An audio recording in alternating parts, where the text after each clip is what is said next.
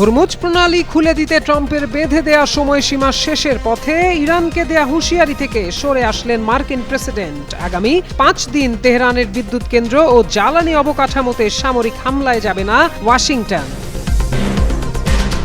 Saudi আরবের Prince সুলতান বিমান ঘাঁটিতে ক্ষেপণাস্ত্র ছুঁড়ল ইরান। বাহরাইনের মার্কিন পঞ্চম নৌবহরেও আঘাতের দাবি IRGC'র। ইসরায়েলের জায়নিস্ট এয়ারোস্পেসে ইয়েমেনের বিদ্রোহী গোষ্ঠীর হামলা।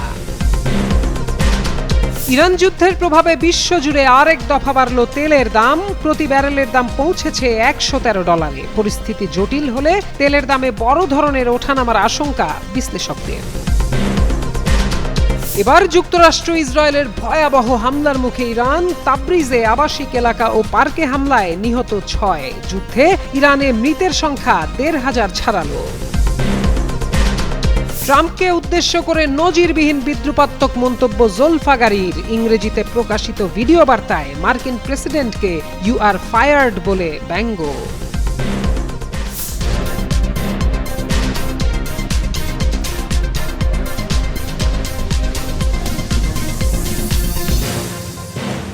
হরমুজ প্রণালী খুলে দেওয়ার জন্য ইরানকে দেয়া মার্কিন প্রেসিডেন্ট ডোনাল্ড ট্রাম্পের সময়সীমা আজ মধ্যরাতে শেষ হচ্ছে। বাংলাদেশ সময় মঙ্গলবার ভোর নাগাদ শেষ হতে যাওয়া এই সময়সীমা নিয়ে মধ্যপ্রাচ্য সংকট আরও ঘনিয়ে ওঠার আশঙ্কা করা হচ্ছে।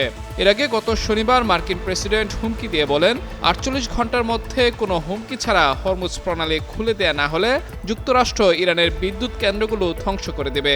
বাংলাদেশ সময় রোববার 5:45টার দিকে শেয়ার করা পোস্টে ট্রাম্প বলেন, যদি ইরান ঠিক এই মুহূর্ত থেকে 48 ঘন্টার মধ্যে কোনো হুমকি ছাড়াই হরমুজ প্রণালী সম্পূর্ণরূপে খুলে না দেয়, তবে মার্কিন যুক্তরাষ্ট্র তাদের বিভিন্ন বিদ্যুৎ কেন্দ্রে আঘাত হেনে সেগুলোকে নিশ্চিহ্ন করে দেবে এবং শুরুটা শুরু হবে সবচেয়ে বড়টি দিয়ে। জবাবে তেহরান জানিয়েছে, তাদের বিদ্যুৎ কেন্দ্রে হামলা হলে যুক্তরাষ্ট্রের সঙ্গে সংশ্লিষ্ট গালফ দেশের জ্বালানি স্থাপনায় হামলা চালাবে ইরান। দেশটির পার্লামেন্টের স্পিকার হুঁশিয়ারি দিয়ে বলেছেন, ইরানের বিদ্যুৎ কেন্দ্রগুলোতে যুক্তরাষ্ট্র ও ইসরায়েল যদি হামলা করে তাহলে গালফ অঞ্চলের দেশগুলোর জরুরি অবকাঠামোতে অপূরণীয় ধ্বংসযজ্ঞ চালানো হবে। পাল্টাপাল্টি এ হুঁশিয়ারি মধ্যপ্রাচ্য সংকট আরও প্রকট আকার ধারণ করার লক্ষণ বলে মনে করছেন বিশ্লেষকরা। সৌদি আরবের প্রিন্স সুলতান বিমান ঘাঁটি এবং বাহরাইনে মোতায়েন করা মার্কিন পঞ্চম নৌবহরে ড্রোন ও ক্ষেপণাস্ত্র হামলা চালানোর দাবি করেছে ইরানের Islamic revolutionary guard corps IRGC। বাহিনীটির পক্ষ থেকে বলা হয়েছে, প্রিন্স সুলতান বিমান ঘাঁটিটি মার্কিন সামরিক বাহিনী মোতায়েন ও অভিযানের জন্য একটি অত্যন্ত গুরুত্বপূর্ণ কেন্দ্র এবং সেখানে মার্কিন গোয়েন্দা বিমানগুলো অবস্থান করে।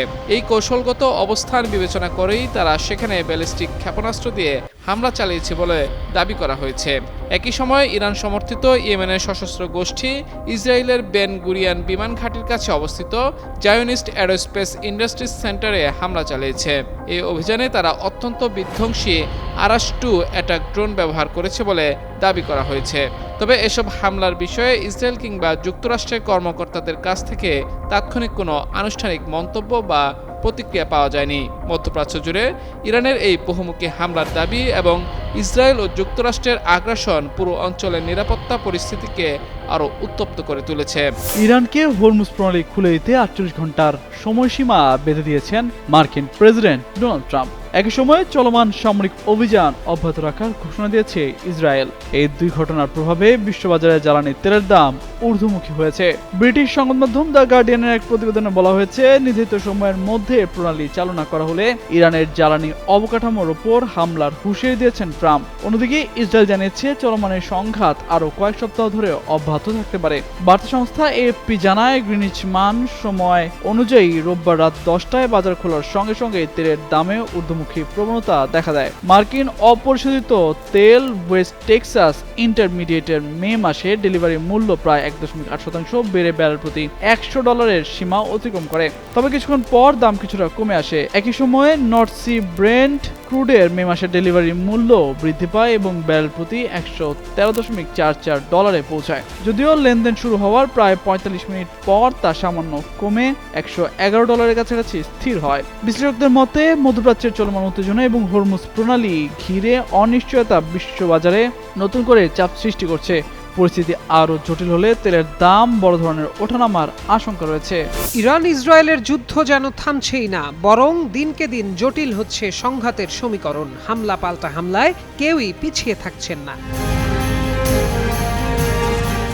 এরই প্রেক্ষিতে এবার ইরানে ভয়াবহ হামলা চালিয়েছে ইসরায়েল ও যুক্তরাষ্ট্র। ইরানের তাবরিজে আবাসিক এলাকা ও পার্কে হামলা চালানো হয়েছে। এতে ৬ জন নিহতের খবর পাওয়া গেছে, আহত হয়েছেন বেশ কয়েকজন। সোমবার আল জাজিরার এক প্রতিবেদনে এমন তথ্য জানানো হয়। ইরানি গণমাধ্যম ফার্স নিউজের বরাত দিয়ে আল জাজিরার প্রতিবেদনে বলা হয়, পূর্ব আজারবাইজান প্রদেশের দুর্যোগ ব্যবস্থাপনা বিভাগের মহাপরিচালক মজিদ ফার্সি তাবরিজ শহরে ২টি প্রাণঘাতী হামলার ঘটনাটি নিশ্চিত করেছেন। ফার্স নিউজ এজেন্সিকে এই কর্মকর্তা জানান, মার্জদারান এলাকার একটি আবাসিক ভবনে হামলায় ৪ জন নিহত ও ৬ জন আহত হয়েছেন। এছাড়া রাবে রাশিদি এলাকার একটি পার্কে অন্য এক হামলায় ২ জন নিহত হন। তবে এ হামলার দাবির বিষয়টি স্বতন্ত্র কোনো সূত্র থেকে নিশ্চিত হওয়া যায়নি। এদিকে যুক্তরাষ্ট্র ও ইসরায়েলের অব্যাহত বিমান হামলার মুখে ইরানের আরও অনেক শহরেই বিস্ফোরণের ঘটনা ঘটছে। বার্তা সংস্থাগুলোর দেওয়া তথ্য অনুযায়ী বন্দর আব্বাসে একটি রেডিও স্টেশন লক্ষ্য করে চালানো হামলায় ১ জন নিহত হয়েছেন। এছাড়া খোররামাবাদ ও উর্মিয়া শহরের ২টি আবাসিক এলাকায় হামলায় বেশ কয়েকজন বেসামরিক নাগরিক প্রাণ হারিয়েছেন। ইরানে চলমান হামলায় এ পর্যন্ত অন্তত ১৫০০ জনের মৃত্যু নিশ্চিত করা হয়েছে। তবে হামলার তীব্রতা বিবেচনায় এ সংখ্যা আরও বাড়বে বলে ধারণা করা হচ্ছে। এদিকে ইস্পাহান, কারাজ ও আহভাজেও ভয়াবহ বিস্ফোরণের শব্দ পাওয়া গেছে। দক্ষিণ পশ্চিমাঞ্চলীয় শহর আহভাজে একটি হাসপাতালও হামলার কবলে পড়েছে বলে খবর মিলেছে। এরই মধ্যে ইরানিয়ান রেড ক্রিসেন্ট সোসাইটি জানিয়েছে, এখন পর্যন্ত ৮০,০০০-এর বেশি বেসামরিক স্থাপনা হামলার শিকার হয়েছে, যার মধ্যে বেশ কিছু ভবন মাটির সঙ্গে মিশে গেছে। প্রত্যয় দাস, যুগান্তর নিউজ। ইরানের খাতাম আল আম্বিয়া কেন্দ্রীয় সদর দপ্তরের সামরিক মুখপাত্র ইব্রাহিম জোলফাগারি মার্কিন প্রেসিডেন্ট ডোনাল্ড ট্রাম্পকে উদ্দেশ্য করে এক নজিরবিহীন বিদ্রুপাত্মক মন্তব্য করেছেন। হরমুজ প্রণালী পুরোপুরি খুলে দেওয়ার জন্য ট্রাম্পের বেঁধে দেয়া সময়সীমা ঘনিয়ে আসার প্রেক্ষাপটে তিনি এই বিশেষ বিবৃতিটি প্রদান করেন। জোলফাগারি ইংরেজিতে রেকর্ড করা এক ভিডিও বার্তায় সরাসরি ট্রাম্পের উদ্দেশ্যে বলেন, হে ট্রাম্প, তোমাকে বরখাস্ত করা হলো। এই বাক্যটির সঙ্গে তুমি আগে থেকেই বেশ পরিচিত। এই বিষয়ে মনোযোগ দেওয়ার জন্য তোমাকে ধন্যবাদ।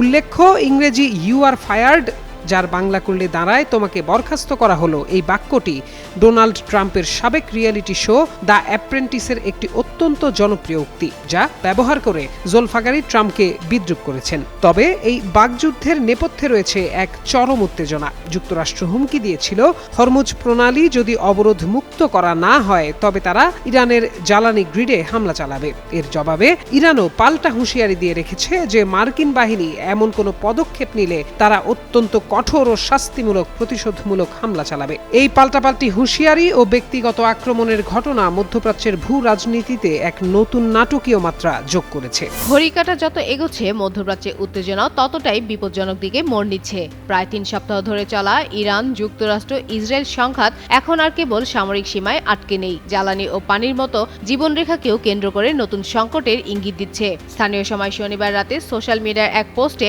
মার্কিন প্রেসিডেন্ট ডোনাল্ড ট্রাম্প ৪৮ ঘন্টার আলটিমেটাম দিয়ে হরমুজ প্রণালী খুলে দেওয়ার দাবি জানানোর পর ইরান পাল্টা হুঁশিয়ারি দিয়েছে। এর পরপরই ইরানের সামরিক মুখপাত্র ইব্রাহিম জোলফাগারি এবং পার্লামেন্ট স্পিকার মোহাম্মদ বাকের কলিবাফ স্পষ্ট করেছেন যে তাদের বিদ্যুৎ কেন্দ্রে হামলা হলে উপসাগরীয় অঞ্চলের জ্বালানি, তথ্য প্রযুক্তি ও পানির শোধনাগারগুলোকে লক্ষ্যবস্তু করা হবে।